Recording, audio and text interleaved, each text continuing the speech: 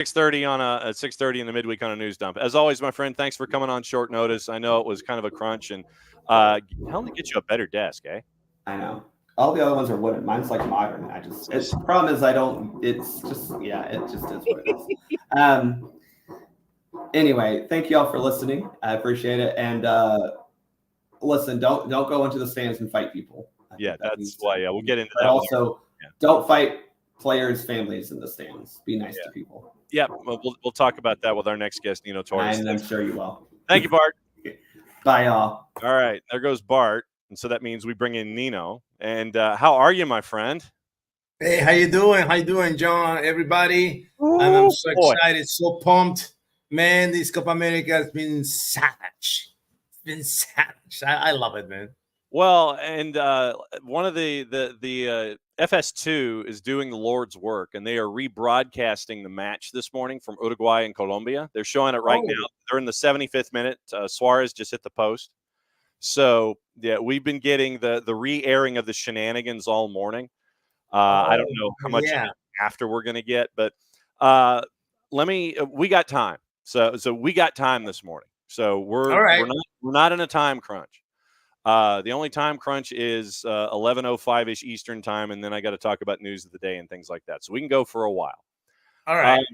Unless you got to do burpees or get a cup of coffee or something. Already got it done, buddy. All right. Yesterday at 6:30 Eastern time, U.S. Soccer came out with the announcement that Greg Berhalter, thank you for your service. Here's your pocket watch. We'd like your key card and your ID. We have never here on the morning show been a bunch that is a fan of more than one cycle.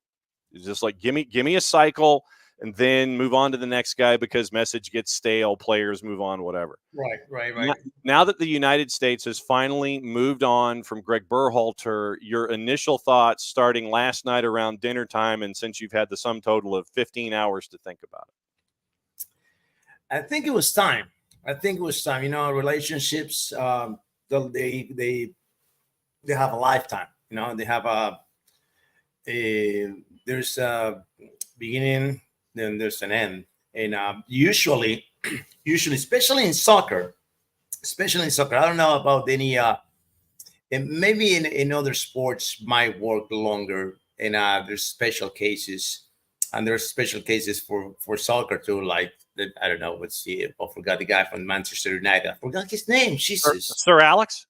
Alex, right? You know, you got those are unicorns. Those are unicorns. Nobody can last in a soccer job and as a head coach successfully more than 5 years. I mean, I think 5 years, 6 years. We want to stretch it to 6 years, right? And that's a cycle. That's a cycle for a soccer coach. 7 years, things are they're not fresh anymore. You know, and the things that you try to sell, the ideas that you try to sell to the players, they're not buying. They're not buying anymore. It doesn't matter what you say and how you say and how many times you say it. It's not gonna sink. They're not gonna let it sink. They're like, we don't believe you anymore. We don't believe you anymore. I'm not saying that it's that the U.S. men's national team players are saying stay away from us. No. But the relationship it gets worn out. They're worn out, and you see when you don't see the results, because if the coach says something, right? Oh, guys, going to play this type and this style, and we move it from this position to that position, and you win, okay, we'll buy. But when we don't win, and you come up with these ideas and we're not gonna. It's not like we're not gonna listen to you. We're gonna do it, but then the results at the end of the 90 minutes, without saying a word, just the looks, the one that say, "Hey, it's not working. It's not working." Well, where do we go now? Where do we go? Like the song, right? It is what it is. And remember when I said Was it last week? It was last week, right? About Jurgen Klopp. Mm-hmm. Yeah. Yeah. Man, it's like it's on fire now. Everybody wants Jurgen now. And not because I said it. No, because of that. But it was one of the first ones. You gotta give me that credit, man. Oh, absolutely, my friend. Now the U.S. gets to watch everything else happen, and in the Copa, 10 minutes to go in the re-air. Colombia is still leading 1-0 over Uruguay. Last night, this match, I think for anyone that has never sat down and watched the Copa America in the United States, I think that last night was a gauge. It's like, if you've never seen this before, this is what you got into. And it was 90 minutes of this is what you got into when you got turned into a guest star in this production, man. It was insane. It was just insane. And I was so glad. I was so glad that these two teams met last night. Right? It was Colombia, arguably the best team in the tournament. I don't care about what Argentina right now. I don't care about Argentina. They're playing the best soccer, and they got the best player, James Rodriguez, colliding with Uruguay. This Uruguay that I was an insane machine, and like it seems like they have, but everybody in Uruguay has 3 lungs, not 2. Right? Bielsa mandated that. It's like, if you're going to be, you got to get that 3rd lung. Yeah. You got to, man. You got to, in order to play like that, so intense, suffocating pressure from the first minute to the 90th minute. It was nonstop. The pressure. I was like, 25 minutes. All right, they're going to slow down. No, the 35. They're going to slow down. They're not slowing down. They're not slowing down. But you gotta win. Not the only way. But if you want to win, it's the recipe in soccer is simple, and at the same time it's so complex that it says the team that scored the most goals wins. Right? Everything comes down to that simple statement. The team that scores more goals wins, and the firepower for Uruguay. It was just not there. Which is, even with Lucho, they send Lucho to the pitch, and I'm not so excited to see Luis Suarez. And I'm excited to see him in that role, right? Coming in from the bench, grabbing the armband, being the captain, heating up the shot in the pipe, producing several chances for Uruguay. But Colombia was so compact. They were so tight. It was a unit. It's just Amo brothers, man. It was just insane the way that they protect that lead for 40. I want to say 50 minutes with the overtime. 52 minutes with a man down. That's just remarkable, and that's what Toto Lorenzo also brought to the table when we talk about that he went to James Rodriguez and told him to, hey, come over here, I'm gonna build a team around you. But everything with the Toto Lorenzo starts from the defensive standpoint, because he was a defender when he was a player, right? He was a defender when he was a player. And his mindset is this, we're gonna protect our pocket, and then we go from there. We command all that vertical plays, all that sensational offense, and all the variety of weapons that they have in offense. But their defense is the best in the tournament. And I think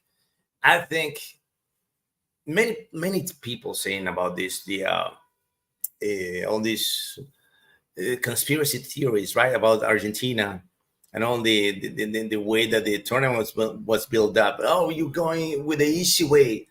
But when you get to the finals,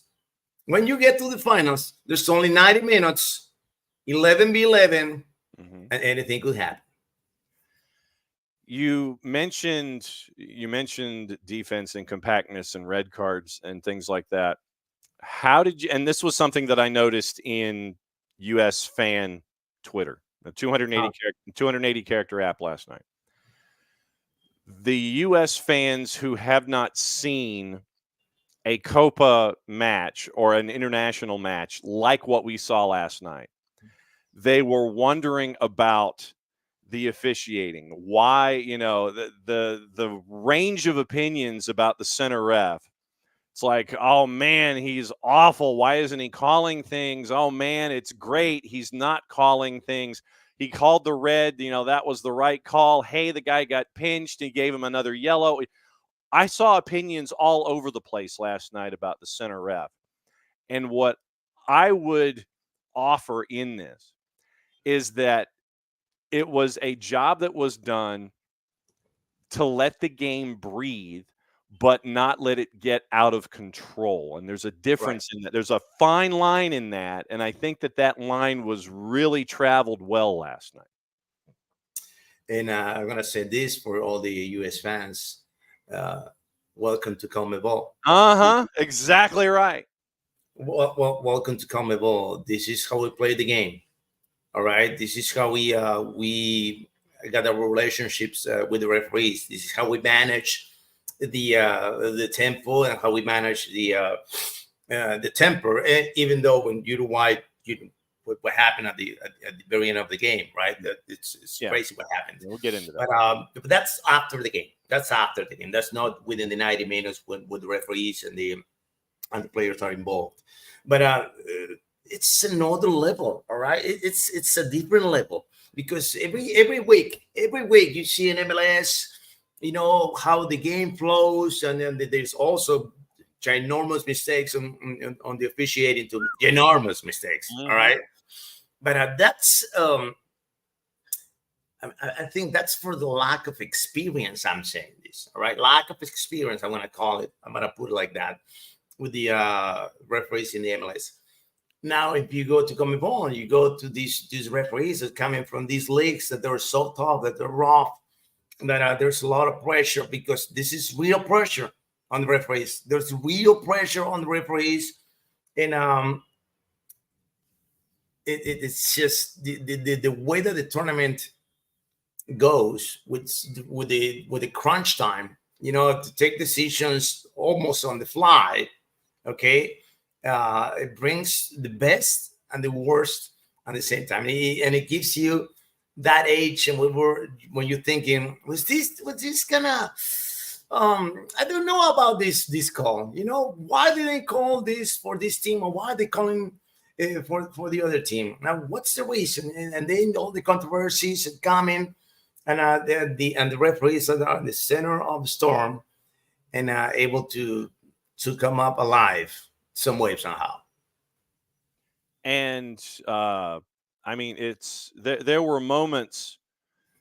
I mean, you got to have in a semifinal and a final, you got to have a top crew with eyes in the back of their head, and they've got to. And I think that one of the things that we notice, for those that haven't seen it, is that yes, they let it breathe, but they understand the context of what's going on. Right.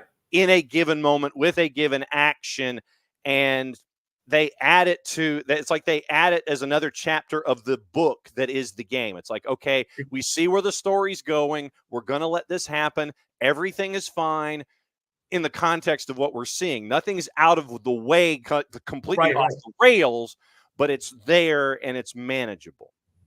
Exactly. And that's why they have these, I'm not going to say it's a special book, right? But it's your black book they had in the pocket, right? That black book when they, okay, this is the situation. We got to manage in this way. You got to manage in a different way for different games.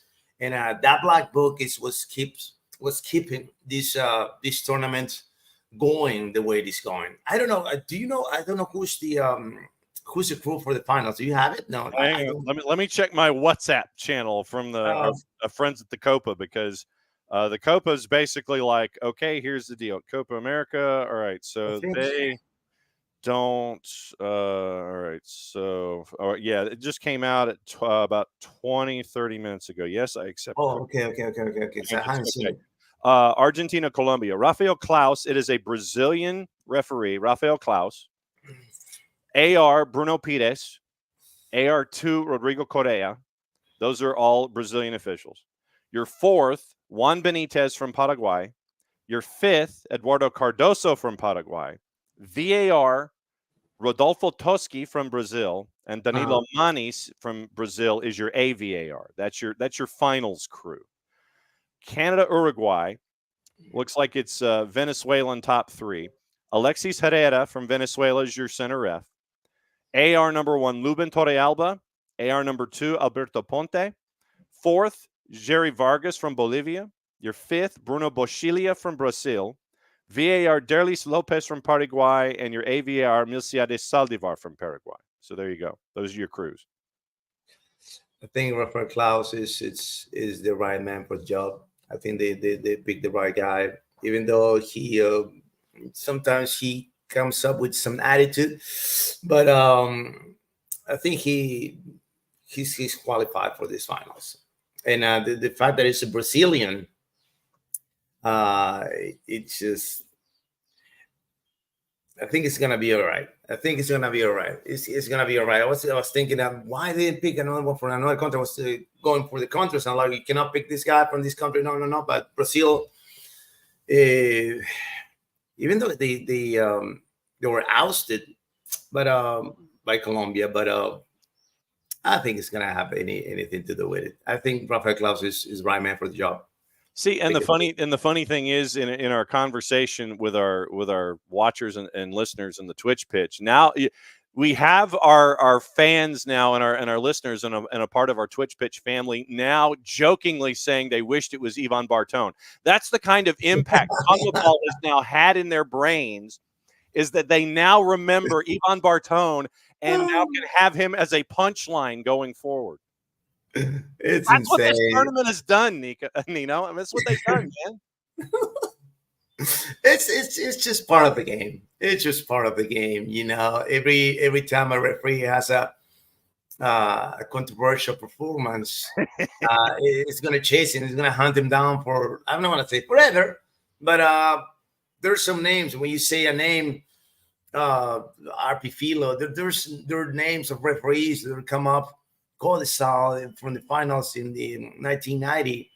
I mean, it's like you cannot say Codesal in Argentina, man. It's bad, man. It's just such a bad vibe. You cannot say Codesal because they will probably, I don't know, punch you in the face, man. Wow. Even though it was 34 years ago. Okay, that's the thing. It's like Ivan Bartone is now drawing that same kind of heat. Yeah. And it's only been a month in the United States, and now folks are like, Ivan Bartone, we know what we're dealing with, man. We don't want nothing to do with that. Absolutely. And you know what's funny? There's this guy used to be a referee. He used to call the I don't know if you know about this guy, Javier Castrilli. Have you heard about this guy? No. What's up? He was the best referee from Argentina back in the 90s. Mm-hmm. But he was known as the sheriff because he was just, man, he was a sergeant. He was just you cannot play with him, you cannot mess with the guy. And he did not hesitate at any time to show red cards at any moment. All right. He didn't care there was the finals. He didn't care if it was 90 minutes. No, if it's a red card, it's a red card. I'm going to take you out. And his line was so hard, like he was respected. And he's on Twitter, of course. He's on Twitter, and he comments on all the decisions for the referees, and it's so fun to read because his perspective is like I don't know, like he's a monk, you know. He's a monk. I cannot be touched. I cannot. He's just insane the way that he was not the he didn't let the atmosphere or the pressure to affect his decisions. And many times, many people were not happy with him. But in the end, I would like to have him than anyone else. Nino Torres, our buddy from Gold TV, hanging out with us, talking everything Copa America. All right. We got to talk about what happened after the match. And I know that it's easy. And like I said, we got time and space, so I'm not worried about quick takes or hot takes or anything like that. We can talk this through, and I want to do that because I think it's important. A lot of folks who were brought into the Copa for the first time last night. They're going to look at what happened after the match with what happened in the stands, and that is going to be their instant opinion about everything that's wrong and why this stuff shouldn't happen, why these things shouldn't happen here, and why you're going to get all of the snap opinions about over the top wrong. But what I wanted to do was bring in information and context here and have folks understand what went down. Was it wrong? Absolutely. On multiple fronts? Absolutely.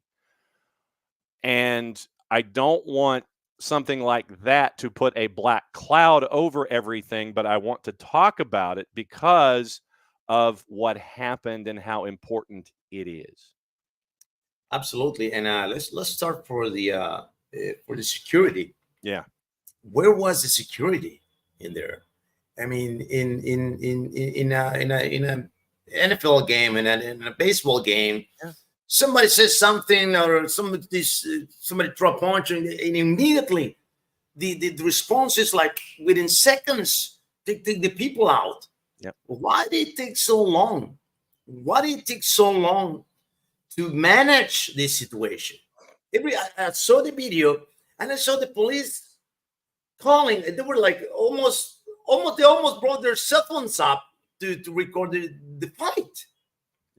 That's the part that really it concerns me in terms of the security not only for the fans but for the players too. Yeah, it's got to work because they work to protect the players and to protect the people.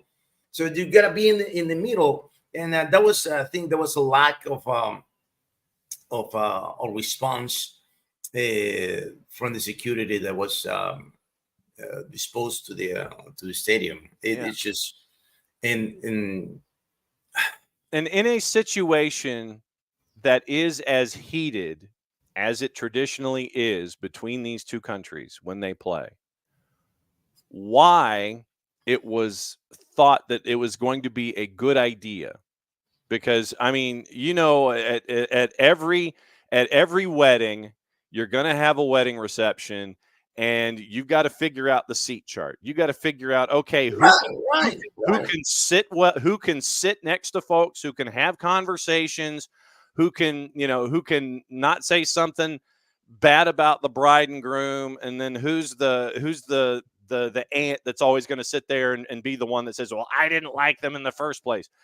Why, when you filled out the seat chart for this match at Charlotte, did you have the families of one of the teams in close proximity to the rabid fans or of the team that was going to be on the other end of the result? The seat chart and the security here, they look like they were flawed on multiple fronts. Why do you have young children and families of one team next to super fans from the other side? The seat chart and how that was put together, it seems like it was flawed. Absolutely. And but the thing is also that I don't know how long in advance the tickets were sold. True. That's what I don't know. That's because, and you don't know who's going to play in the semifinals too. So you buy the tickets, but in the end, I don't know. But it could have been handled so much better when it comes to family and for the players. They need to be in a secure spot. They just need to be in a secure spot, man. Period. And I know that we're gonna look at everything that happened, and I know that Darwin Nunez, I'm sure, is going to get a hefty suspension, or is he? How much context is going to be given to the situation as we're talking it through here? And he and Jimenez were making. I know that Jimenez came on and did the post-match interview and was trying to explain how it was all laid out up there.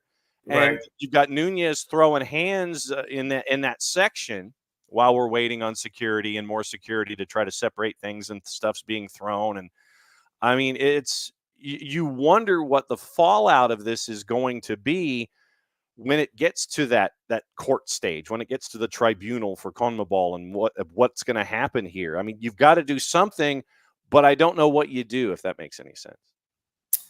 Yeah, because suspension. Okay, you suspend the players, all right, for I don't know how many games or for how long you're going to suspend it. Right. So what's gonna be the impact on the security for further games if you suspend the players only? I think it's just not the only way that CONMEBOL should act. But in the end, let's put it this way, man. It's about business. Mm-hmm. It's all about business. You know, it's just, all right. We're gonna suspend the players. We're gonna say an apology later to the fans and the families, and let's move on. Yeah, and I think that this is also a learning experience for United States venues as we get closer to the World Cup. Right. But this is going to be a precedent for the World Cup. I think they're going to work so much better for the World Cup. Yeah, this is hopefully going to be a learning experience for the United States and U.S. venues and security and organizations and how you handle things. The matchup on the weekend. Yeah, I know that you're already sitting there and you're plotting your food. You know what you're going to be making. You know what you're going to have when your feet are kicked up. You know how you're going to watch this. And you got a team that has not lost in 28 straight, going up against the team that beat them the last time they lost over 2 years ago with Argentina and Colombia. And I mean, how can you explain to someone who is new to Copa America what winning Copa America means within that framework of support for your national team? I mean, here, from your time here, you know what it means to have a national team do well and what it means to win Gold Cups, Nations Leagues, et cetera. What does it mean for a CONMEBOL nation to win Copa America? What does it mean from your perspective? Just to give you an idea, if you guys watch the post-game interview with James Rodriguez, the guy was bowling, man. He was bowling. He couldn't even finish the interview because how excited he was, how emotionally affected he was for coming into the finals. You know, he's been 13 years playing for the national team. This is the first time they reached the finals. This is the first time they reached the finals since 2001 for Colombia. And this is a nation, the Colombian nation is a nation that they always get close. They always get close to the top, but for some reason they fall apart in the very last second. They cannot get the last ticket. They cannot finish the job, and they feel that this time is their time. That this time is their time, even though they're going against Messi and the world champions and the current Copa America champions. They know it's their momentum, and especially against Argentina. There's a special thing about Colombia going against Argentina, and I'm going to tell you, I probably, I can almost guarantee. I can also guarantee you this. All right, I'm gonna go check all the Colombian outlets, but they're gonna play that 5-0 from 1993 all over the place, man. They're gonna play that movie every single time, and they were like, okay, we're gonna do this again. I mean, I'm not saying they're gonna win 5-0. I'm not saying that, but it's just the energy that is coming with this Colombia team, and this is the thing, right? Argentina, he's gonna be well rested. They didn't play the toughest teams in the competition. The thing is, how much are they going to elevate their game? Because they're going to have to elevate their game. They haven't been playing on their top level in the entire Copa America. I'm going to say that if you, after all the games that I watched from Argentina, probably there's 45 minutes all combined that Argentina played at their top level. 45 minutes across all their games. No, I cannot put more play time for Argentina playing at top level.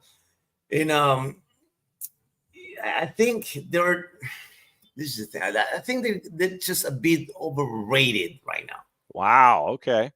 They're overrated right now.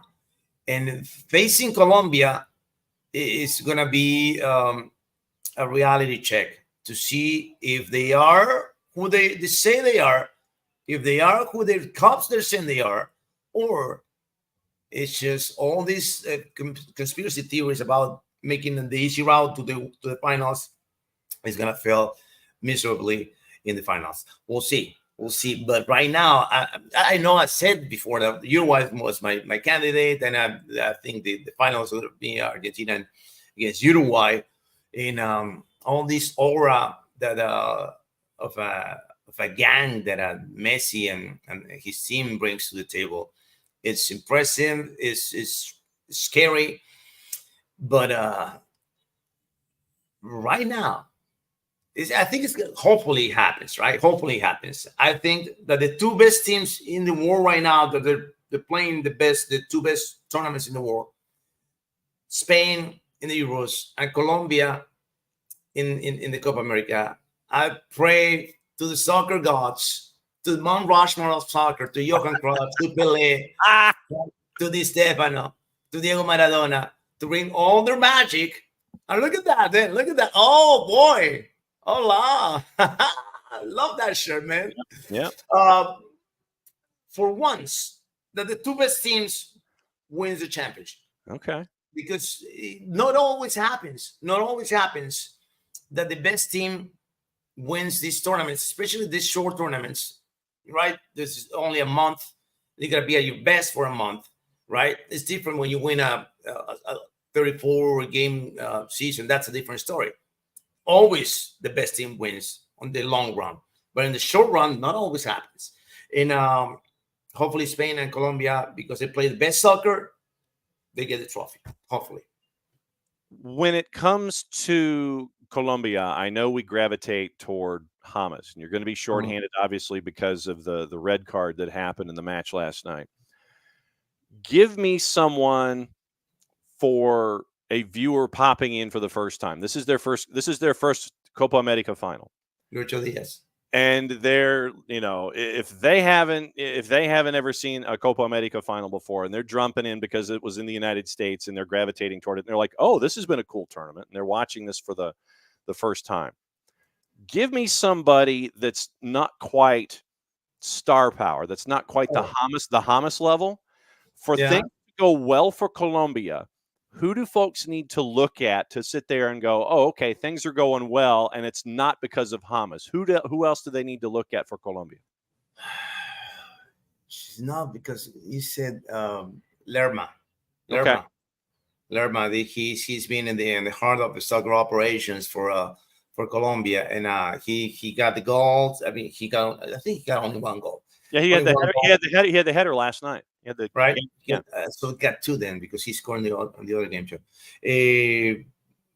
She's the influence of Lerma, because you got James, you got Lucho, and that's the soccer circuit.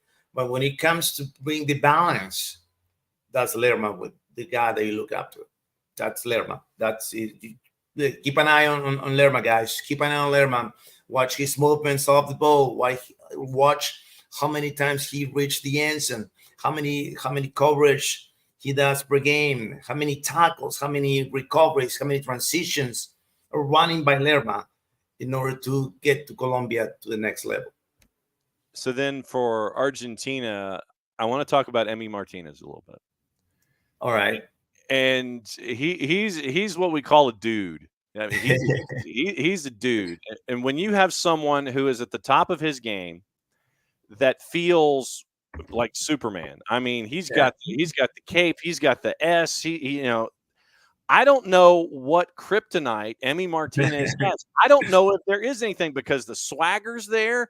And honestly, if you get into a situation where it's PKs and Emi Martinez is dealing with it, and he's just like walking and he's playing games and he's ready to go and he's woofing and he's doing all kinds of things, to have that kind of confidence between the sticks in a final, that's got to take you to places you never thought you could go. And to have that for Argentina just reinforces how, you got the firepower up top and you got all the big names, But when you're at the back of the line and you're having to sit there and make sure that somebody makes a big save, having a guy like Emi Martinez, having a guy like Debo is just nuts to have somebody who's on that kind of a role.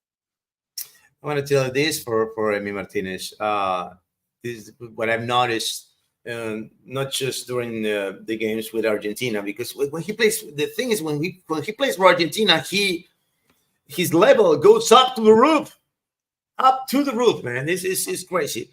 But there's some flaws. There are set pieces, all right? Set pieces. Keep an eye on the set pieces. Make sure that Licha Martinez or El Cuti Romero don't commit fouls in the corners of the 18, because that's when James Rodriguez's star power is going to come to place. And when you got a guy like James that at the level that he's playing, and you give an opportunity to him to take a set piece 25 yards, 30 yards out, I think that's going to be the difference right there, how you can beat El Dibu Martinez, because his positioning on set pieces with the Wolves, they're not the best. They're not the best. So if you go ahead and check him out, the set pieces, he's not that great. Penalties is a different story. But the set pieces, the angle sometimes his positioning is not the best. So I think that James Rodriguez and Toto Lorenzo, they're gonna try to elaborate something to try to create set pieces from those angles, from the left corner from the right hand side corner of the 18, outside of the 18. One more question, and thanks for hanging out and doing a little extra time. The fourth hung up the banner with the light on it, and I was just like, forget it, I'm breaking the board. James, we've been talking a lot about James this tournament.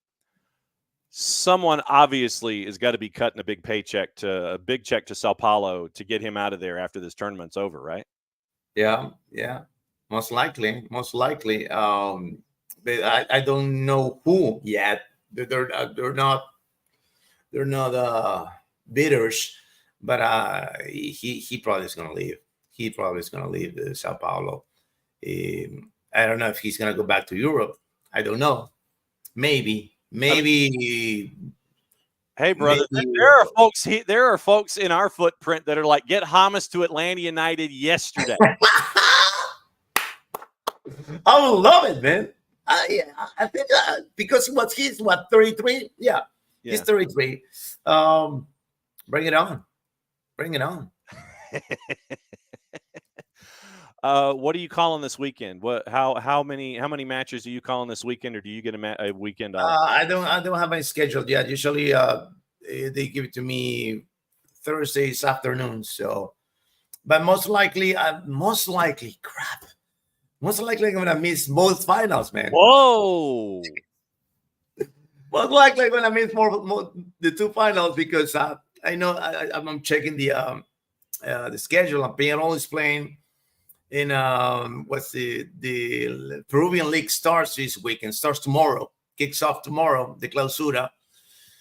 So it's gonna be a lot of games. And when there's a lot of games, we got like 5 games on Saturday and 5 games on Sunday. So yeah, it's most likely I'm gonna miss. If not both finals, I'm gonna miss one of them for sure. Oh man. Yeah. Well, we're going to talk about it again next Thursday. It's always fun to have you come on because I know a lot of folks coming into this tournament that have fanatis like yours truly, who will watch Goal TV like yours truly, who know your voice and know your approach and know your love of the sport, finally have a chance to sit there and put a face to the voice and get to hear you speak about the game itself. And so it's been fun so far. And I know we're going to talk again next Thursday to keep it rolling, because frankly, I enjoy talking to you on Thursdays, and we can talk about whatever we're talking about. But as always, my friend, thank you for going extra time today. We didn't have to go to PKs, but we went extra time, and thank you for your patience and your education, as you always are, my friend. It's great to catch up with you. Great to see you. Have great calls this weekend. May the pipes be with you. May the pipes be with you the entire weekend. And we will catch up with you again next Thursday. I appreciate your time.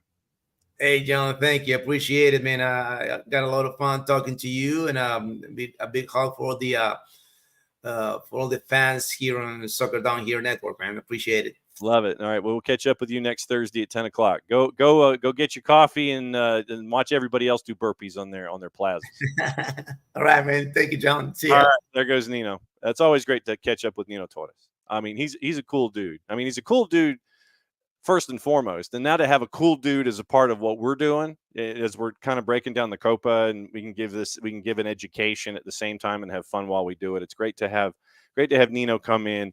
That reminds me, I got to get him a scarf. I got to get Nino a scarf that he can hang in his office. I got to figure out how to do that. So, yeah. So since he's still in the green room, WhatsApp me your address and we can get that figured out. So there we go. I've sent the official word to the SDH Network Postal Service. We need to get Nino's address to get him a scarf that he can hang in the office. Okay, we do have some news that we got to get into. Signing with Atlanta United 2. We'll go into that. Atlanta United is at practice. Fabrizio Romano is saying things. All of this stuff that's going on. All right, so let's get into practice this morning. And Doug is there. Pedro Amador is training with Atlanta United. Jamal is training also. Doug doesn't know how much Jamal is going to do. Mosqueda is working out with a trainer this morning. So Mosqueda is off to the side. Jamal is training, and Pedro Amador is training. So those are the training notes so far from Doug Robertson of the AJC. Maddie is there, and she will have a post-training report. So keep an eye out on all of your SDH social media networks for Maddie's post-training report, and she'll let you know the lay of the land, and she'll have the report later on. Later this afternoon. So just keep an eye out, set your notifications, and you'll find out what's going on at practice with who is speaking before everybody heads to Montreal, before they turn around and head back and get 2 matches in before the All-Star window and Leagues Cup, which is coming up sooner than we know it, because Montreal this weekend, come back, midweek weekend again. Wednesday, it's NYCFC at Mercedes-Benz, and then Saturday, it is Columbus Crew. Then you get a couple days off, and then the 26th is the beginning of Open Cup, and then the twos are on the 27th. They are in Huntsville. So speaking of the twos, you had a signing this morning, and it was where is it? I had my signing up this morning in all of my notes. And so, of course, what do? I put all my emails away. But the twos had a signing this morning, and you're bringing in a score. And so that's news for Atlanta United 2 fans that you're bringing in Rodrigo Neri. That came out at 10 o'clock this morning, and it's a free transfer from Valencia's academy. So the word from the twos, signed forward Rodrigo Neri on a free with a contract through the 25 MLS Next Pro season. Most recently played for Valencia CF's Juvenil A, their U19 side, after joining in February of this year. Eligible to play when the secondary transfer window opens on July 18. Quote from Javier Perez, the director of methodology. Thrilled to welcome Rodrigo, eager to watch his development and impact on the squad during the next year and a half. Great potential, wealth of experience through his time in Spain with U.S. youth teams that will help lift the second team and the players around him. Background on Neri. Past few years developing in multiple La Liga and La Liga Dos academy systems. Began his professional career when he joined Atletico Madrid in 2021. Worked his way through Atleti's academy system. 20 goals, 11 assists in his first year with the club, getting the opportunity to train with the first team before joining Valencia back in February. International stage, birthplace of Miami, and he has triple citizenship, Spain, U.S., and Venezuela, but he's represented the U.S. at the U19 and the U23 level. In 2023, selected to the 18-man roster to represent the U.S. at the Pan Am Games in Chile, helped lead the U.S. to a fourth-place finish in the competition. Appeared in all 5 matches, had a goal against Colombia to send the U.S. to the semis. 7 goals, 13 appearances for youth national teams, eligible also to represent Spain and Venezuela. So Rodrigo Neri is being added to the front line for Atlanta United 2. And so tomorrow we will get the chance to catch up with the head coach, Steve Cook, and we will have that interview for you in the pregame show on Sunday. Atlanta United 2, Columbus Crew 2, and that one will be, I think it's a 7 o'clock start, 7:30 start, so we'll have a pregame half hour before, but home match, if you can't make it, this is the only home match in a while. And I think it's the only home match again this month. And so there's not going to be another home match until August, and the calendar turns. Remember, Atlanta United had 7 of their first 8 at home, and now they're in this stretch of 7 of 9 on the road. This is one of the home matches. This is, I think, that second home match of the 9 that we're talking about here. But Rodrigo Neri at 19 is now in the fold for Atlanta United 2 and for MLS Next Pro coming up in the next year and a half under contract. Word from Fabrizio Romano this morning, and this is from about an hour ago. And once again, all the stuff is reports until the 18th. According to Fabrizio Romano, Atlanta United director landed in Italy to hold direct talks for Alexei Miranchuk.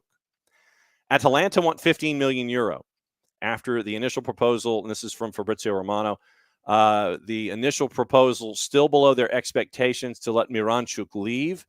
Atalanta is also keeping talks active for Matt O'Reilly with Celtic. The initial bid, according to Tom Bogert, who's now over at Gimme Sport, he reported Tuesday the initial bid for Miranchuk was around $10 million. 15 million euro translate to about 16.3. So now there's obviously some space between the Bogert report and the Fabrizio Romano report. And so we'll see what happens with, apparently, according to Fabrizio Romano, Atlanta United front office representation in Italy to have direct talks with Atalanta to discuss perhaps the idea of Alexei Miranchuk, the attacking midfielder, come and play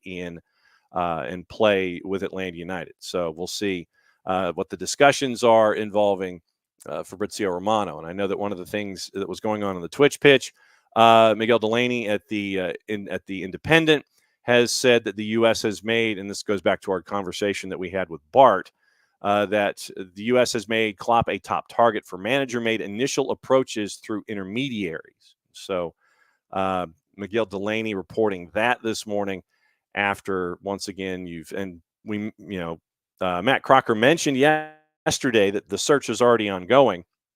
So according to Delaney, the Independent understands initial contact has been made with Klopp over the possibility. U.S. will co-host the World Cup, obviously Canada, Mexico. Let's see. The former Borussia Dortmund boss suggested when his departure was confirmed that he intended to take a break from management, having been, quote, running out of energy, end quote. Obviously, it's a different challenge for an international manager. And so it looks like initial conversations through intermediaries is the best way to describe what is going on involving perhaps Jurgen Klopp and any discussions with the U.S. men's national team. Like we said with Bart, even if there is no interest whatsoever, you still want him to do the interview. You still learn as an organization about doing the interview with big guns like a Jurgen Klopp and what their expectations are and salary and things like that. I mean, legitimately, you could have a situation with Jurgen Klopp sit there and say, I want $10 million a year.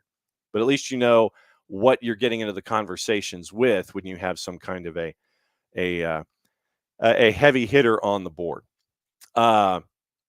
So we'll see what the deal is involving any kind of conversations with all of that.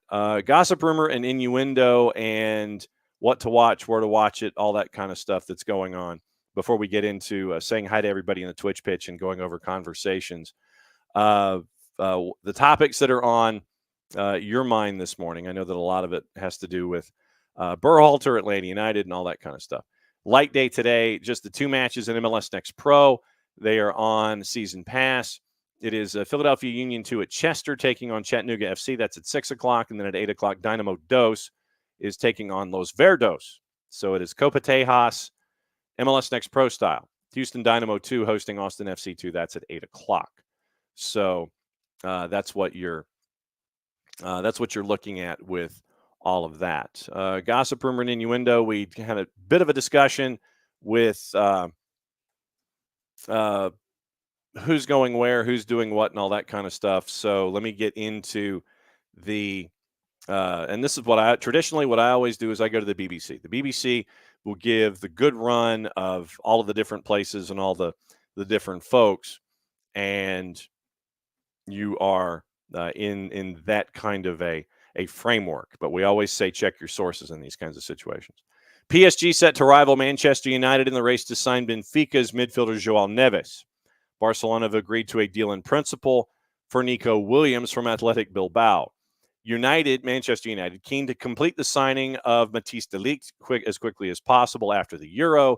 They're also planning to bring in midfield reinforcements before considering offers for Scott McTominay. You can listen to Drew in the 3D and find out what his thoughts are on all of the things going on with his beloved United. Arsenal have accepted a loan offer from Lazio for their 24-year-old fullback Nuno Tavares with an obligation to buy between £6 and £7 million. Chelsea are not interested in triggering Danny Olmo's £50 million release clause at Leipzig.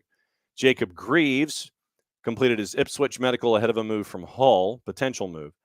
Liverpool, Bayern Munich, and Real Madrid, possible destinations for Adrien Rabiot, who's a free agent after his Juve contract expired last month. Marseille interested in Arsenal's 25-year-old striker Eddie Nketiah. Bayern want to sign Xavi Simon from PSG. Monaco rejected a €30 million bid from Forest for Youssouf Fofana, who has since agreed with terms with AC Milan. And Joao Palhinha looks like he has completed the move because I think they've held up the jersey.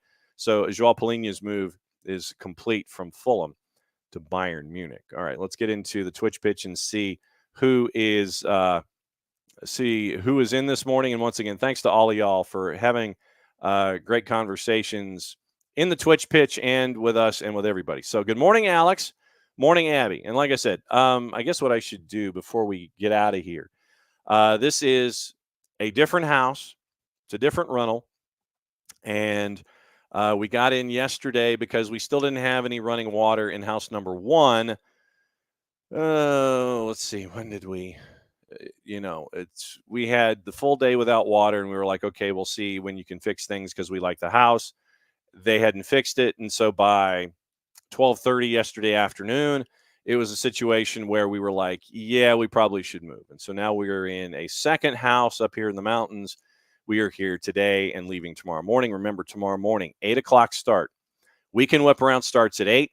Logan Foster, the head coach of Tennessee SC, is going to be joining us. They play North Carolina Courage in the national semifinal on the right-hand side. And so we'll have that interview up, and we'll have all of the programming that we traditionally do when it comes to our other leagues, all the USL content, USL Championship, League 1, League 2, USLW, USL Championship, League 1, League 2, NPSL, and WPSL. We'll be looking at all of those and getting you ready for playoffs and postseason and all those kinds of things. So keep an eye on that and set your notifications for all of that programming. And Abby, I'm guessing that it was a little slow to react this morning, probably because we are in the mountains and we're surrounded by trees and that kind of a thing. So that would not surprise me one bit. Morning Ropes, morning Will.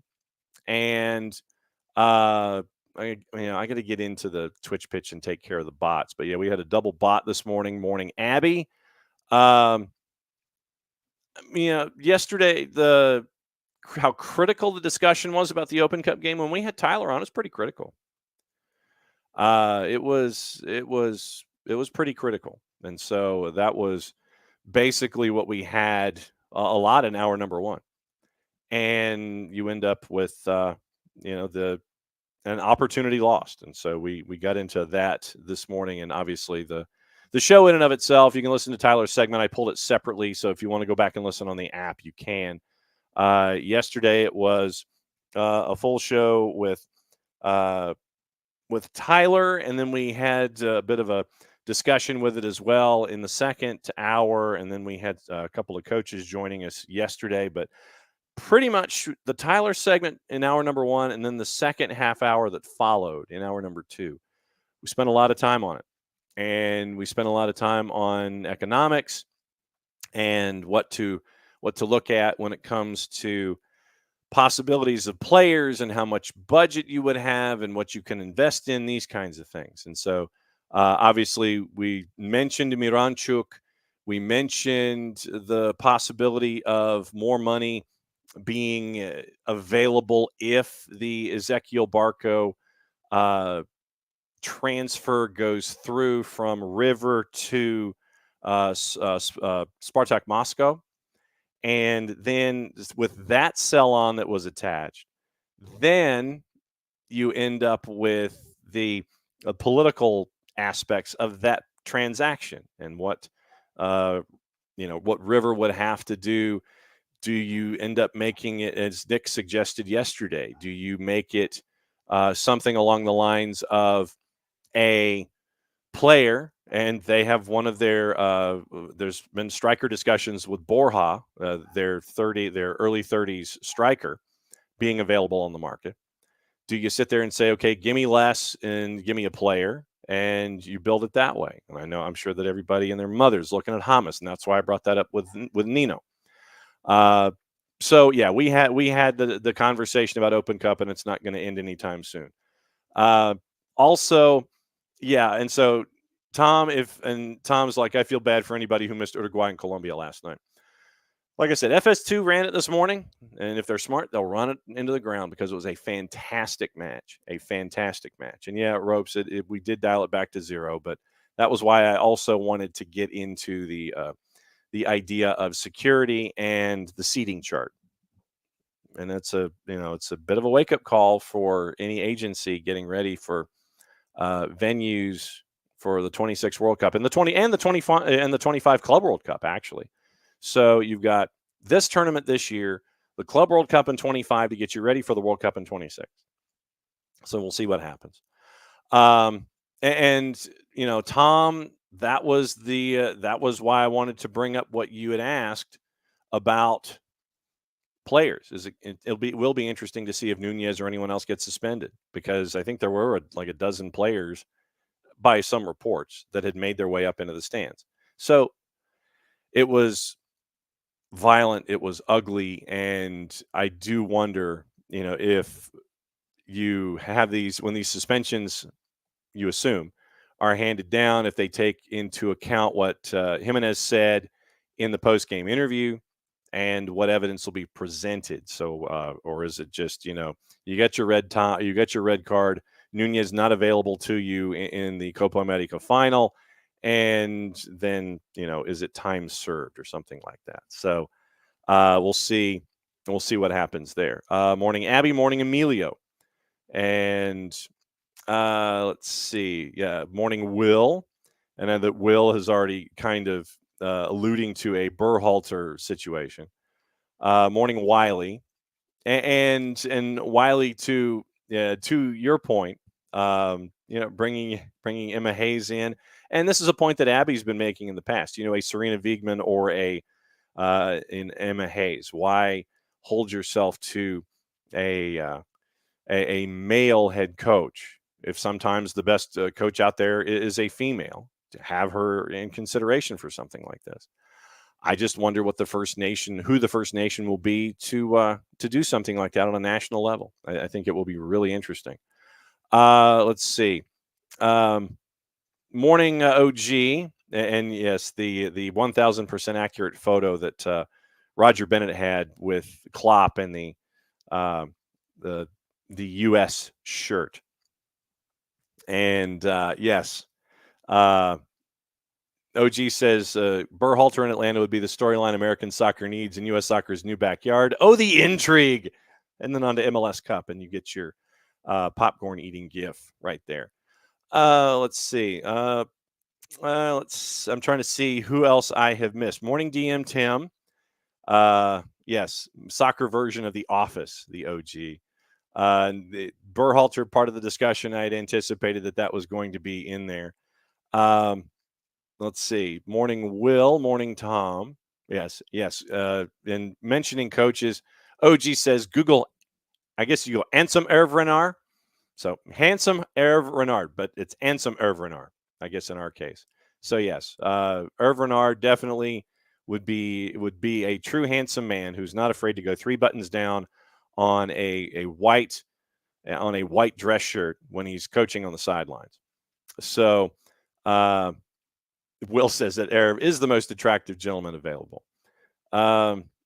Let's see. Yes, everybody has a price. Just ask Ted DiBiase that. We've always done that. And Will, when you mentioned Chirundolo, that's why I wanted to mention Chirundolo as a part of the discussion. Ropes with FTB. Let's see. Morning Commando, and Commando with the question: could U.S. Soccer even afford Klopp? I would think, and I would guess that if it came down to it and he's like, pay me $10 million a year and I'll do it for a year and a half or 2 years. I'm sure that much like what they did in Canada, and that's what, you get the sponsored tenureship, the sponsored professorship, as Bart has phrased it. You get something like that. You can get look, and Bart said you could get him a couple of car dealerships and things like that and make it a perpetual money thing. But no, I'm sure that there would be ways to sponsor something like that, give him an NIL deal, make something like that happen. So much like I think the Canadians opened the door to something like this. So we'll see what is there. And I think that Will, to be perfectly honest, I think that you're spot on. I think that the last gig he takes is the German national team. I think that that's honestly where he's going. But yeah, I think picking and choosing, and Will is even saying, get him an expansion MLS team, give him the Beckham deal to be the head coach of the men's national team. And everybody's like, get him an expansion team in Huntsville. Will's like, it's got a big get man diaspora. Yes, just win, baby. That's what folks are looking for right now with the men's national team. And that was why we mentioned David Wagner, Will, because you brought him in. Morning, Tom. Morning, Tom Cato. And thanks for dropping in this morning. And the notes on the Miranchuk conversation. So we were having that idea to the fourth as to the forum as well this morning. Will says, I'm about the age of Pulisic, McKinney, and Adams. Gio is younger than my little brother. And let's see. Tom wants to know about Pedro Amador not being able to train with the club without a visa. I would imagine so. I said, I would imagine that that's how this works. It's the international trade certificate and the P1 visa.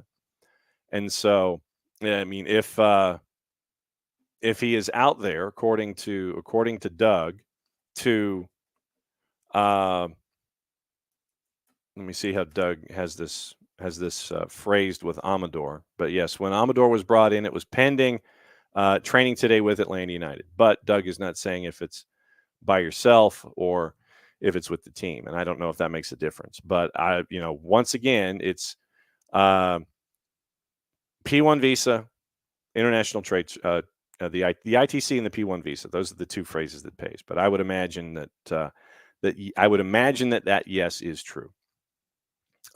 Yes, Will, as Patrick Swayze says, be nice. Be nice.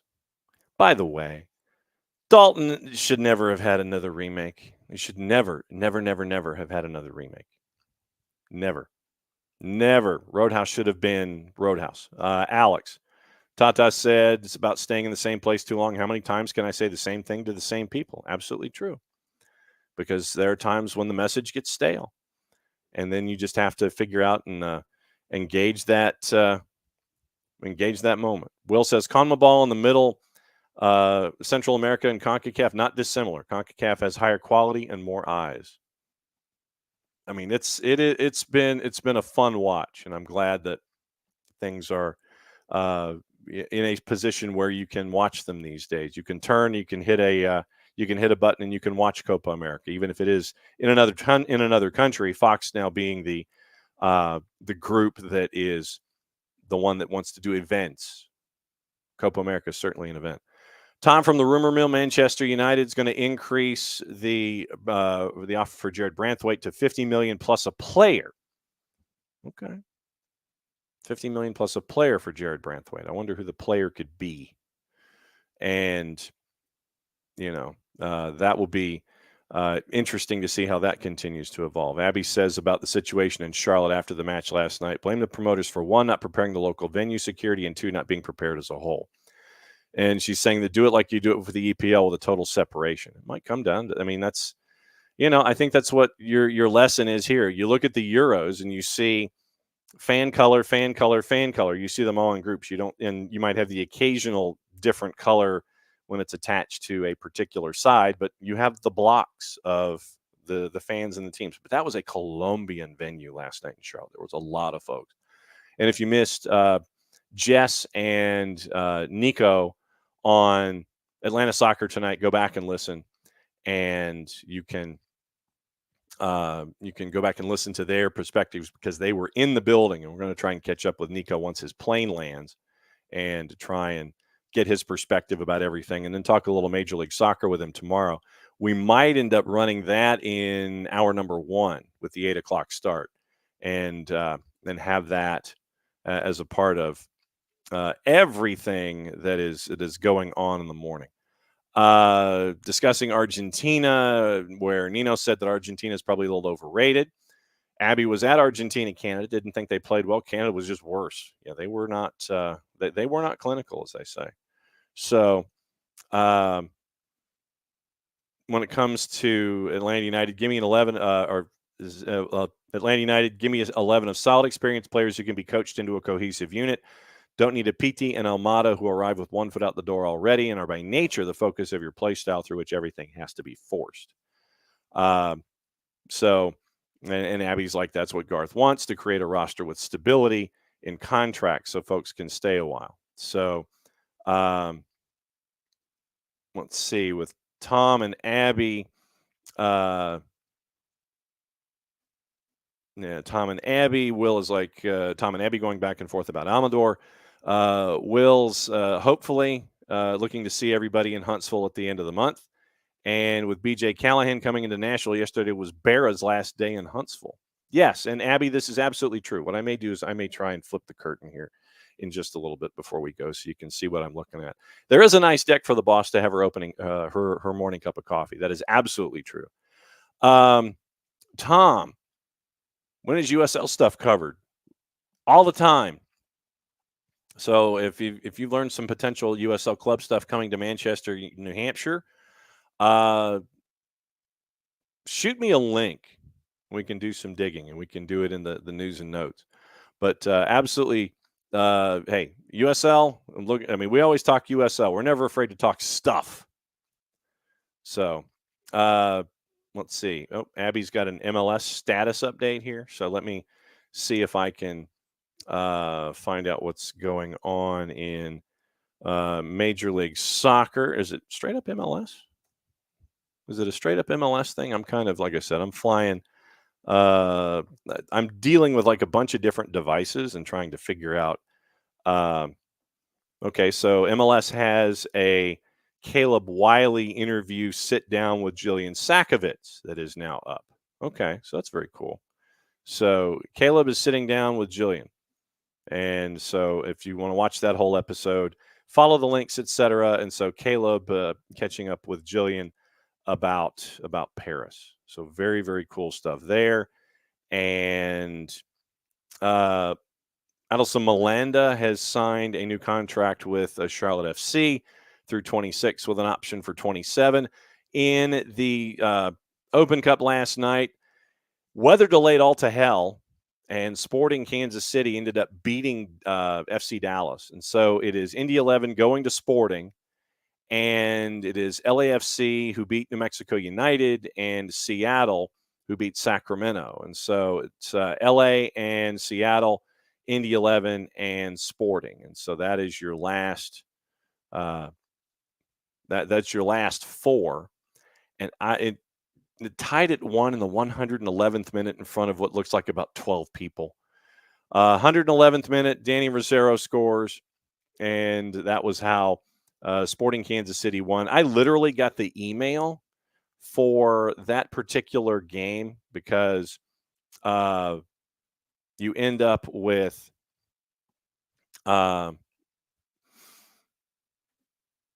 you'll get like press releases, and the press releases from teams and things like that. You end up with times. I mean, post-match press releases, they come up. I got my post-match press release from Sporting Kansas City at 3:30 this morning.